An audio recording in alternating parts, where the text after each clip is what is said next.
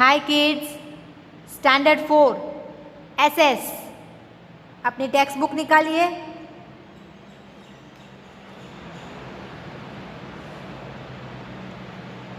Chapter 3 हमने पढ़ लिया है ना। उनकी एक्सरसाइज भी की थी, अब उनके क्वेश्चन आंसर। रेडी? चलिए देखिए यहाँ पे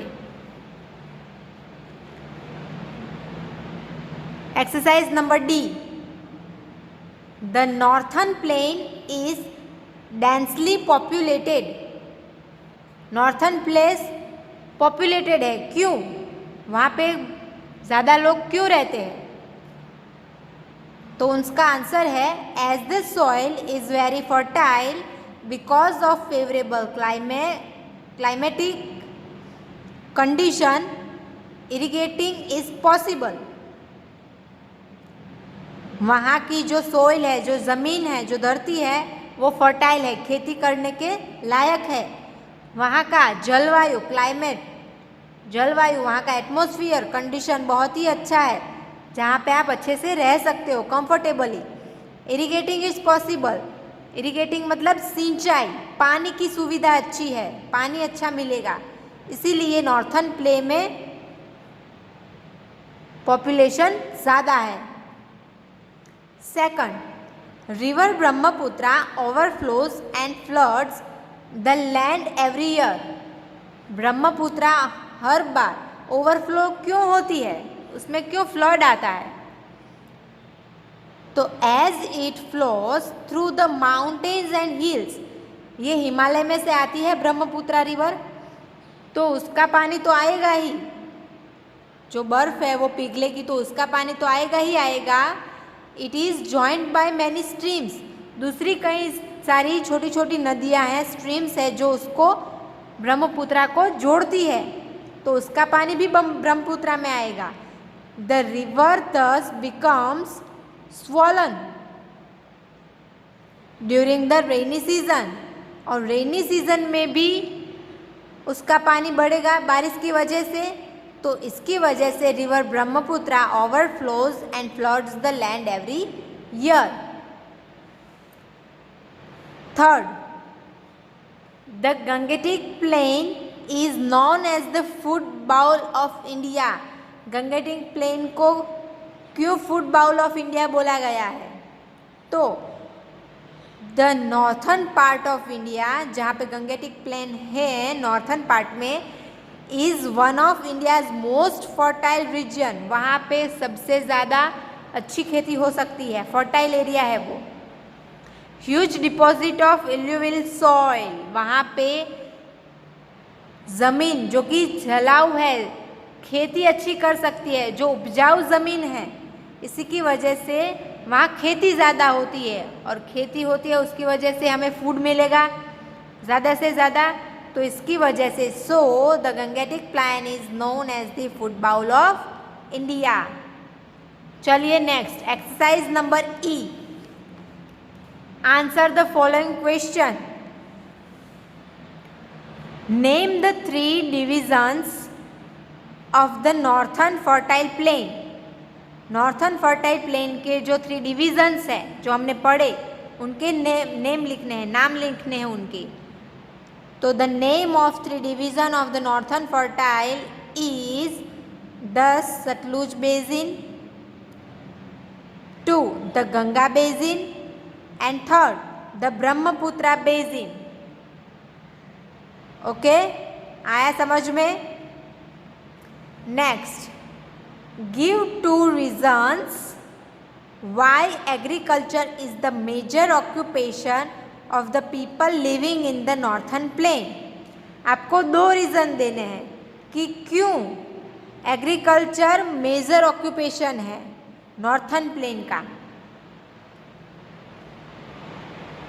तो 2 रीजन्स, उसमें से एक है फेवरेबल क्लाइमेट, वहाँ का क्लाइमेट जो खेती एग्रीकल्चर के लिए फेवरेबल है, जिसकी वजह से वहाँ पे अच्छी फसल उगेगी। और दूसरा, the river deposit alluvial soil which is fine soft and rich in minerals.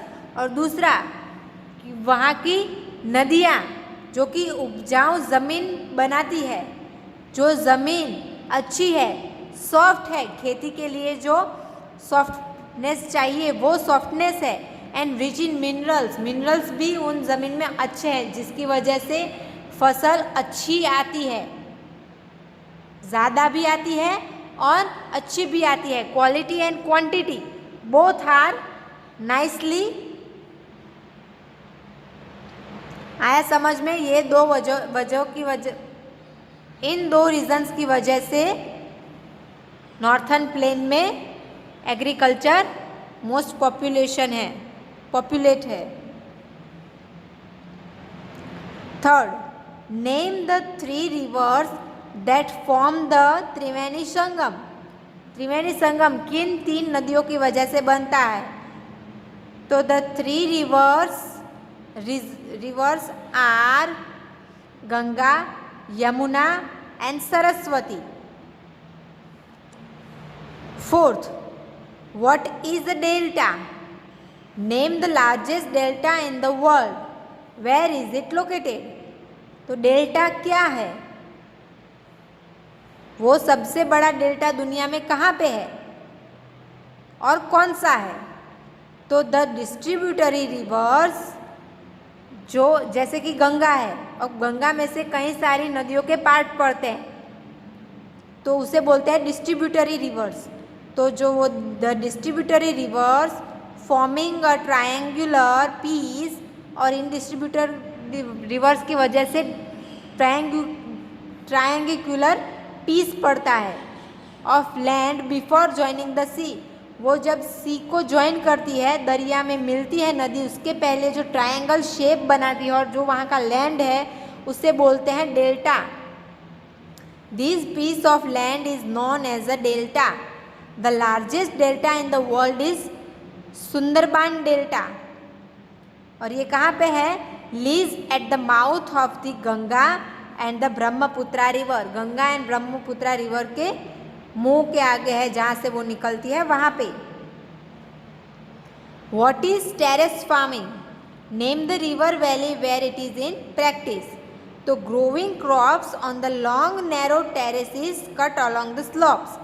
मतलब जो हमने पढ़ाया था चैप्टर में कि जैसे वो स्लोप होते थे राउंड माउंटेन के आजू बाजू, जो इतनी साइज की जो रोड निकलती है, टेरेस निकलता है, वहाँ पे जो खेती होती है, जो क्रॉप्स वहाँ पे उगते हैं, फसल वहाँ मिलती है, उसे टेरेस फार्मिंग बोलते हैं। Growing crops on the long narrow terraces cut along the slopes of the mountain is known as terrace farming. और कहाँ पे होती है? तो it is practicing at Brahmaputra valley. ये ब्रह्मपुत्रा वैली में इसकी प्रैक्टिस होती है। आया आप सबको समझ में? तो ये था आपके चैप्टर 3 का क्वेश्चन एंड आंसर, जो कि आपका होमवर्क है। आपको अपनी एसएस की नोटबुक में चैप्टर 3 के जो क्वेश्चन आंसर बाकी है लिखने के, वो लिखना है, जैसे मैंने अभी समझाया। ओके, अब नेक्स्ट चैप्टर हम स्टार्ट करेंगे।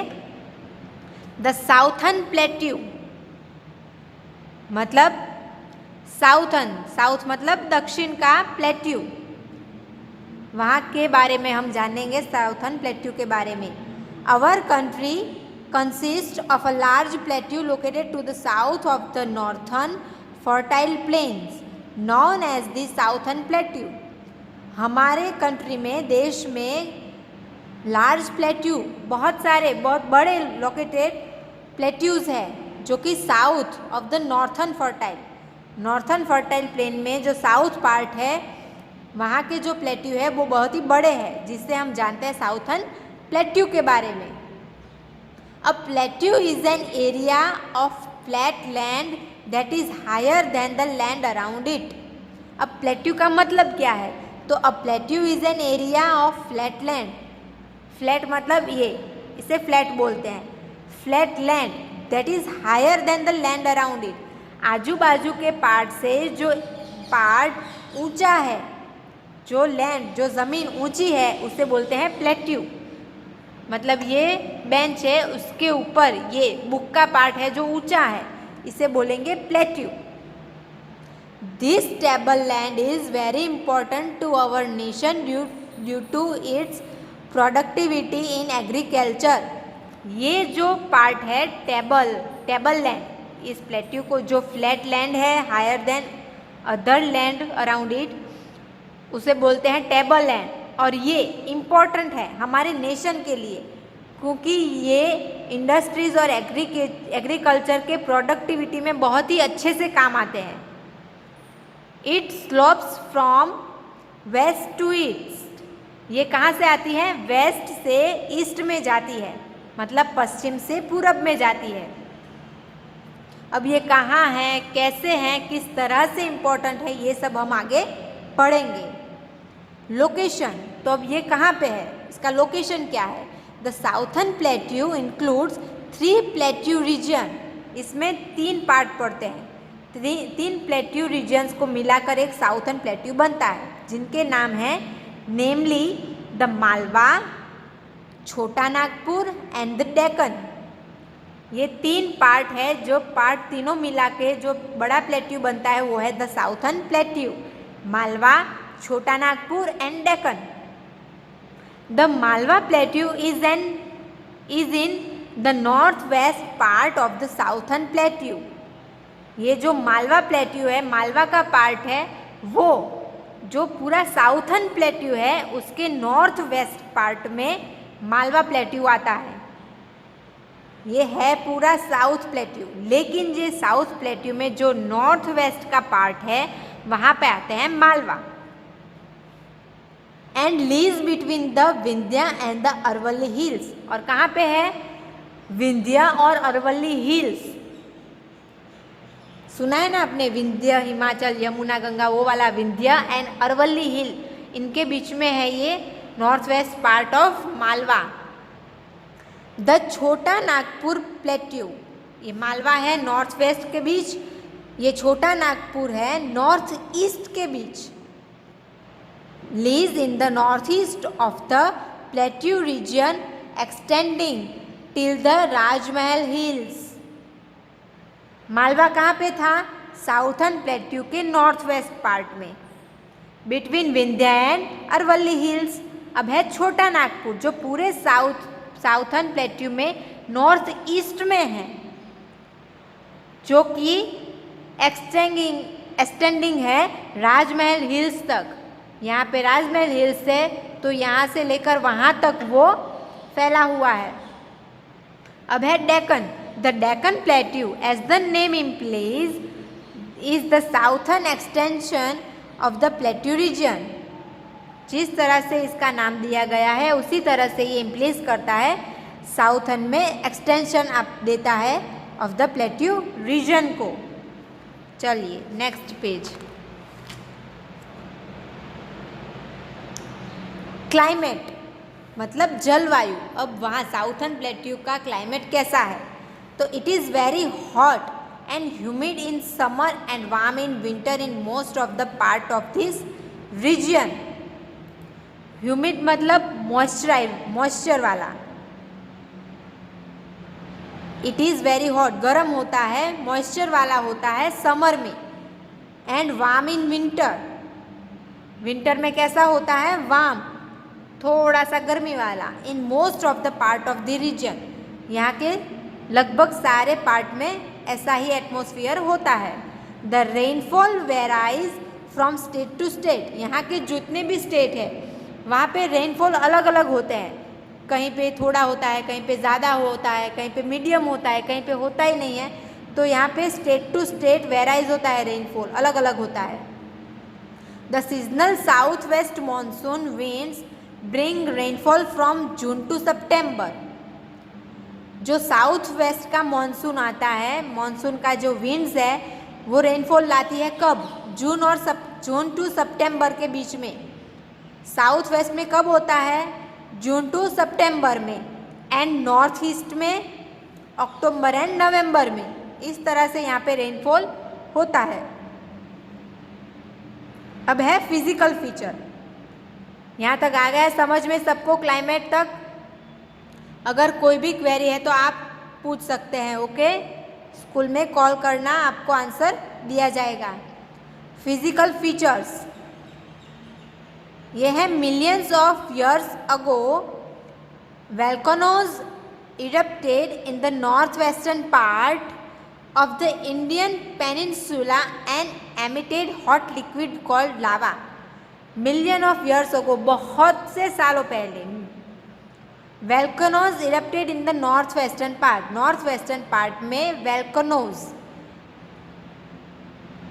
जो ज़मीन के नीचे जो गैस है, जो मिनरल्स है, वो जो सब टकराते हैं और ऊंच नीच होता है ज़मीन के नीचे, और जिसकी वजह से हिलता है सब, of the Indian peninsula and emitted hot liquid, और इसकी वजह से जो हॉट लिक्विड बाहर आता है उसे बोलते हैं lava. As a result of continuous volcanic activities for thousand of years the lava turn into thick layers.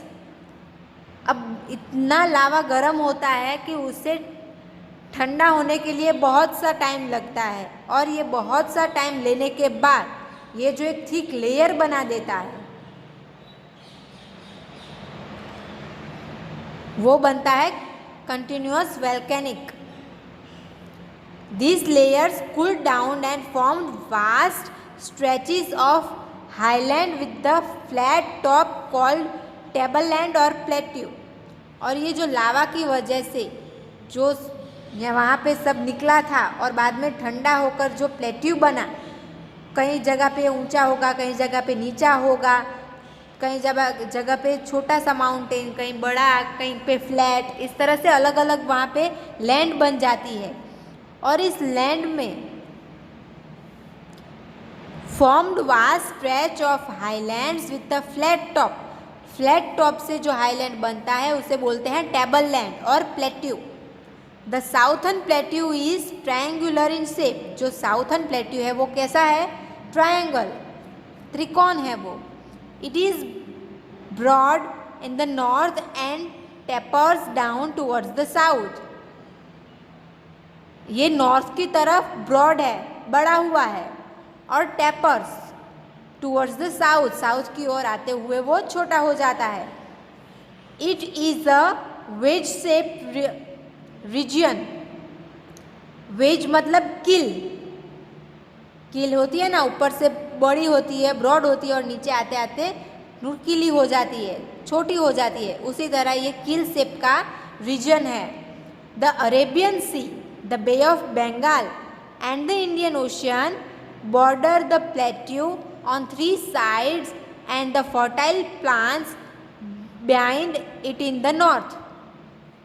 Arabian sea ये ट्रायंगुलर शेप का है ना, तो एक तरफ अरेबियन सी, एक तरफ bay of Bengal and the Indian ocean, third side पे इंडियन ओशन बॉर्डर बनाते हैं प्लेट्यू को, and three sides and the fertile plain bind it in the north. और नॉर्थ में ये प्लेन फर्टाइल बनता है, खेती लायक बनता है, एग्रीकल्चर के लिए अच्छा हो वैसा बनता है।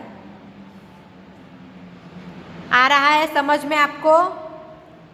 चलिए next, reverse of the plateau reason. अब इस प्लेट्यू में कौन सी रिवर्स है, मतलब नदियाँ, उनके बारे में जानेंगे हम। Many reverse drain the plateau reason. इस प्लेट्यू रीजन में कई सारी नदियाँ हैं जो आती है। River Godavari and it's tributary drains it northern part. इसके नॉर्थन पार्ट में गोदावरी एंड गोदावरी की जो ट्रिब्यूटरीज होती है, मतलब उनमें से जो छोटी छोटी नदियाँ बनती हैं वो। River Krishna and its distributary, Krishna नदी और उसकी tributaries drain the central part of the region, वो सेंट्रल पार्ट में आती है।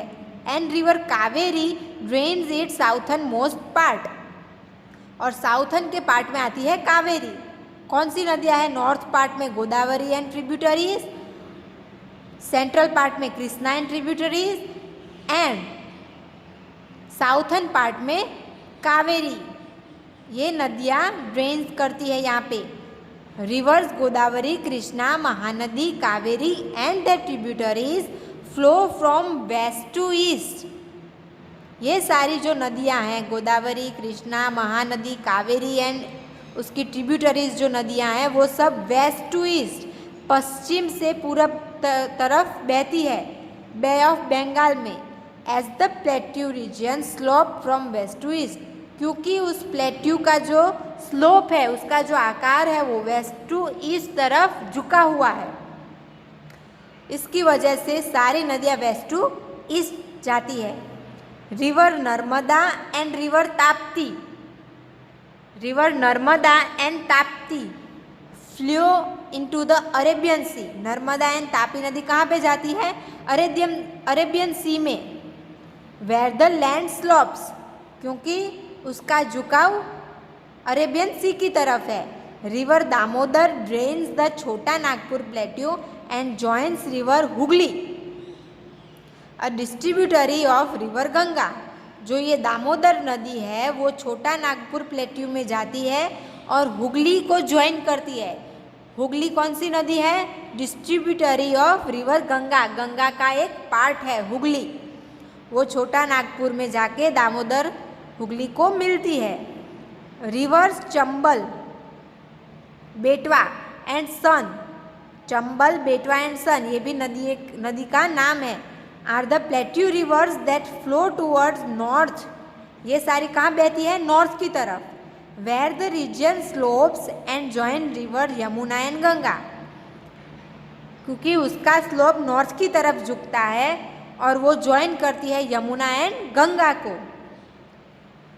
आ रहा है समझ में? 3 पार्ट है प्लेट्यू के। गोदावरी एंड ट्रिब्यूटरी नॉर्थ में, कृष्णा एंड ट्रिब्यूटरी सेंटर में, कावेरी साउथ में। ये गोदावरी, कृष्णा, महानदी, कावेरी ये सारी बे ऑफ बंगाल की तरफ वेस्ट टू ईस्ट की तरफ फ्लो करती है, क्योंकि उसका स्लोप उसकी तरफ झुका हुआ है।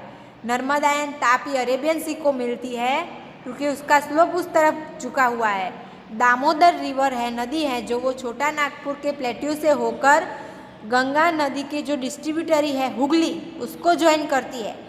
चंबल, बेटवा एंड सन ये जो रिवर्स है वो नॉर्थ की तरफ जाती है और यमुना एंड गंगा को ज्वाइन करती है।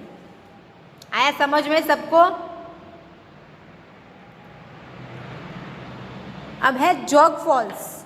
ये है Jog falls, formed by the Saraswati river of the plateau region in Karnataka. Karnataka में जो सरस्वती नदी है उसकी वजह से ये जोग फॉल्स बनता है।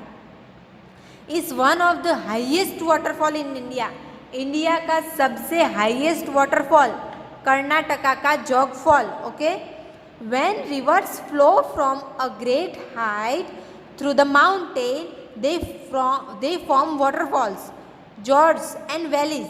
मतलब जो भी नदियाँ हैं वो बहुत ही ऊंची हाइट से नीचे आती है, माउंटेन से उतर के नीचे आती है, तब वो वाटरफॉल, जॉर्ज और वैलीज इन सब का फॉर्म बनाती है, इन सब में ढल जाती है। मतलब ये नदी यहाँ से बहती थी लेकिन यहाँ से आई तो यहाँ पे नीचे कुछ है नहीं बहने के लिए, तो वो सीधा नीचे गिरती है। जो फॉल होता है उसे बोलते हैं waterfall. The rivers of the plateau region are smaller than the Himalaya perennial river. मतलब जो प्लेट्यू रीजन की जो नदियाँ होती है वो बहुत ही छोटी होती है, लिमिटेड होती है, comparison of Himalaya perennial river. Himalaya की जो नदियाँ होती है जो वहाँ से निकलती है वो थ्रू आउट द ईयर बहती रहती है, क्योंकि उसका पानी हिमालय से आता है। हिमालय का बर्फ़ जब पिघलता है और उससे पानी निकलता है वो नदियाँ में कन्वर्ट हो जाता है। लेकिन ये जो प्लेट्यू रीजन की नदियाँ हैं वो बहुत ही छोटी होती है। The plateau rivers are seasonal rivers. ये जो प्लेट्यू रीजन की जो रिवर्स होती है वो सीजनल होती है।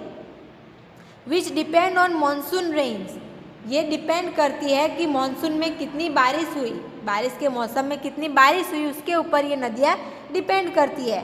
Their flow reduce and they even dry up partially और टोटली ड्यूरिंग समर।